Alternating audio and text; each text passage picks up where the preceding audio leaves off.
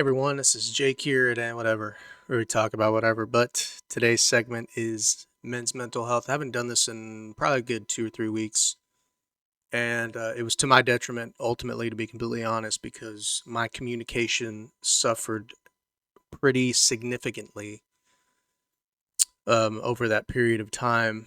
So I figured today this is going to be an episode about effective communication and the importance of communication and maintaining it in a man's life, and not just for us, but for our relationships that we're in, whether you're married or have a girlfriend or whatever the case may be. But that's what today's episode's going to be about. If you enjoy some of the videos, if they help you out, let me know. I know a few of you have reached out to me telling me how to keep it up, and I know I'm not getting a whole ton of traction, but that's not really the point. The point is to get the information out and to let you guys know out there, for you guys going through it, or a woman who sees her man going through it, and maybe this could help. Um, you know, Send them my way and welcome, and also know that if you're having trouble believing in yourself or having some sort of issues with yourself, and you know that you could use a little support, come on this way and just know that I believe in you. All right. So, that being said, let's jump into it. We're going to talk about why communication is crucial in this video. I don't know how long this video is going to be. I'm just recording and talking as I go, to be completely honest. Uh, you know, Being the stereotypical kind of man that I knew as I grew up and that I've seen growing up is the silent, stoic type. Now, silence can be a virtue in and of itself, in so far as knowing when you need to step back and not say so much. But that also goes hand in hand with actually listening.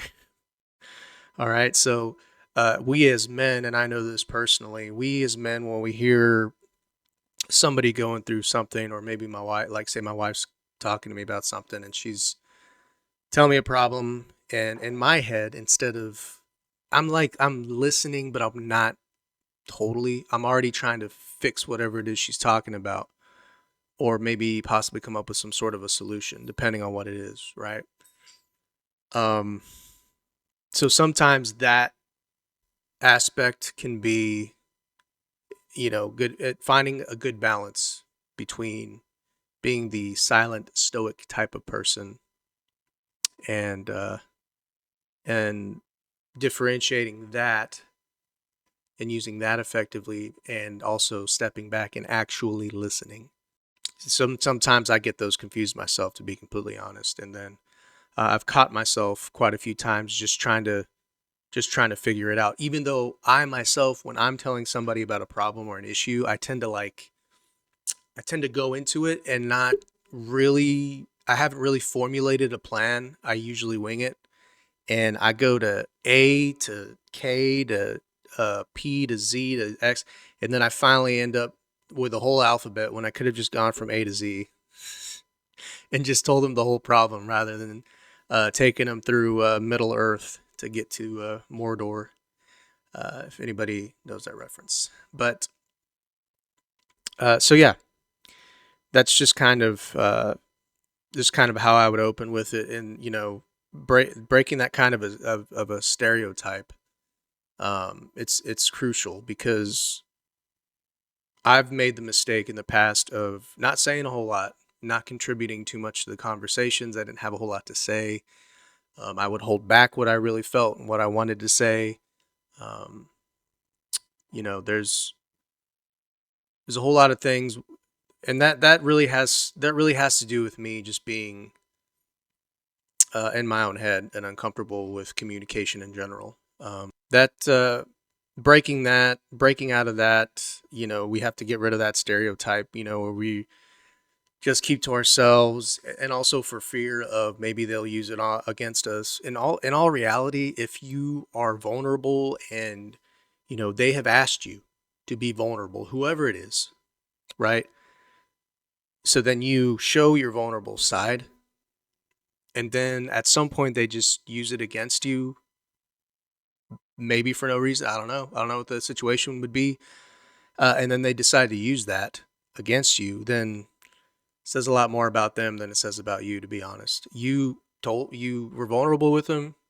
You told them, you acquiesced to their request. And then for them to do that, that just shows a lack of character on their part and has nothing to do with you. Yeah, you were vulnerable, and yeah, it may sting for a little bit, but then again, they're just words, And in the end, it's really just going to hurt them. So anyway, just thought I'd throw that little tidbit in there because that's gone through my head before as well. There's another thing with communication. I know that when we talk as men, when we talk to the boys, it's a lot easier to let that kind of stuff out. And I feel like it's almost like a confirmation that I feel like it's a confirmation for us that we are just feeling what we feel, because I think uh, some of us, not the generation now, but as I was growing up, we were, taught to not to let that kind of stuff out. But when you're around the guys, you're having some garage beers or whatever, and you're around familiar, and you're familiar, and it's just kind of like you just let it out. You let it out. It is what it is, and uh, that they're either because a lot of times real true friends are gonna tell you the truth. They're gonna tell you how it is. I'm gonna give you an example of that actually, and it's not just for. And I wouldn't just talk to them just for confirmation bias. Okay, so there was in when I was in Korea. All right, I was seeing my current wife, and it was long distance. Obviously, she didn't go with me to Korea, but I remember he and I talking at one point, and I had just gotten off the Skype with her or something. We were talking about if we wanted to do this, and I was like, "Well, I'm not really sure. I don't know if I want to do this." And I specifically remember him saying, he's like, I mean, because I asked him after the fact, after we'd got off the phone call, and I wasn't feeling super great about it, but I really didn't want. At the time, I was thinking I wasn't sure if that's what I wanted, and I'd rather not drag her along if that's not exactly what I wanted.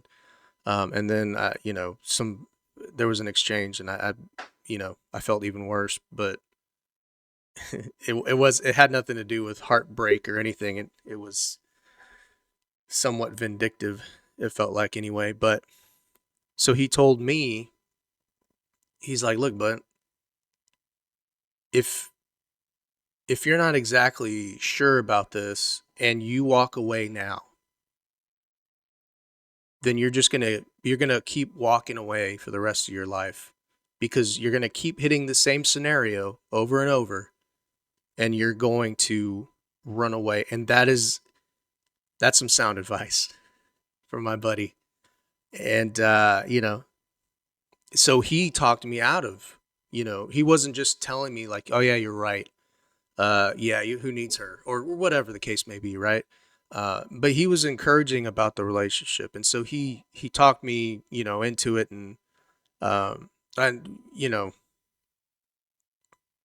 that was a common theme, and that was a common theme, ups and downs in our relationship. I'd get a little, I'd say scared of commitment,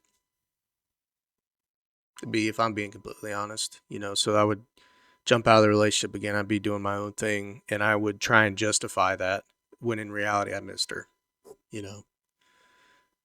So there was a lot of that back and forth, and she's got the heart of a saint and the whatever. She's got a heart of a saint. But yeah, so if you do, I mean, that's what the communication does, man. I mean that's just getting it out. That's the importance of it. Whether you're talking to your friends, whether we're here communicating, whether you're talking to your wife or girlfriend or whatever. I mean, it's just to get it out, and it's important, not because when you keep a bottle up, it sits there and stagnates. All right, and Effective communication is what I talked about earlier, maintenance. In the very beginning of the video, I said, maintaining the communication, checking in on yourself. That's holding yourself accountable. I wasn't doing that. I wasn't holding myself accountable. I was, uh, I thought that I didn't have time and I was busy doing this, that, and the third. And it's like, no, you've got time. I had time to make this video. I just made excuses for myself as to why I didn't. And that's on me.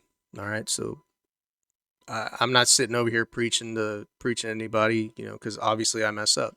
I haven't put out one of these videos in several weeks. So there you go. I got to get back on the train and hold myself accountable and get the information out like I said I was going to.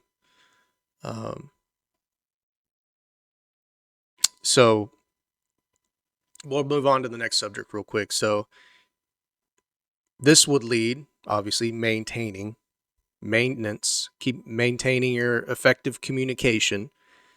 It will help to improve or enhance your self-awareness, which is basically looking inside of yourself as you're having a conversation, possibly, or when you're like me. Sometimes when I'm making these episodes and I'm talking to y'all, I come to realizations about myself or about how I've handled things in the past, or about what insert whatever situation here. And that's part of the effective maintaining effective communication and maintaining and practicing effective communication. It's like, oh man, I just came to this realization right now, and I didn't even think about that. It wasn't until I let it out and I started getting all the angles out, or looking at all the angles rather, that I figured this out. And I'm going to tell you this right now. Once you do that, I mean, it's like a weight right off your shoulders. My shoulders have been hurting for a few weeks now, and as I'm talking about this, I don't feel so. Seriously, I don't feel so tight and tense. I'm letting the information and this, and everything out. This, like I said earlier, these videos are a part of my communication training and accountability. Because it's some of the stuff I tell y'all comes off the cuff, especially talking about personal stuff. But it's an admittance, and it's an admittance that I either messed up or that I came to some sort of a realization, or whatever the case may be. And that helps me to articulate what I'm thinking and what I'm saying and how I'm saying it. That's part of my accountability and effective communication. So this isn't the house that we moved into. Just as a side note, this isn't the house that we moved into. All right. This is one of my dog walking customers. I was trying to edit the video that I had made on Tuesday, I believe, and I was going to do some editing and stuff, and the file was corrupt. So I don't know. There might be something going on my computer. So hopefully this one stays and sticks.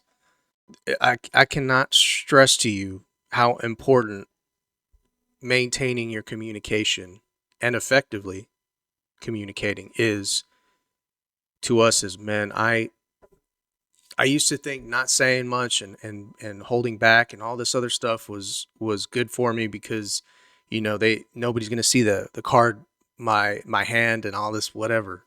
It's not a mental game. All right, it's just for your own sanity, please. If you have trouble communicating, I would suggest opening up. Like, it took me forever, and working on yourself. I mean, let me just go down this list with you.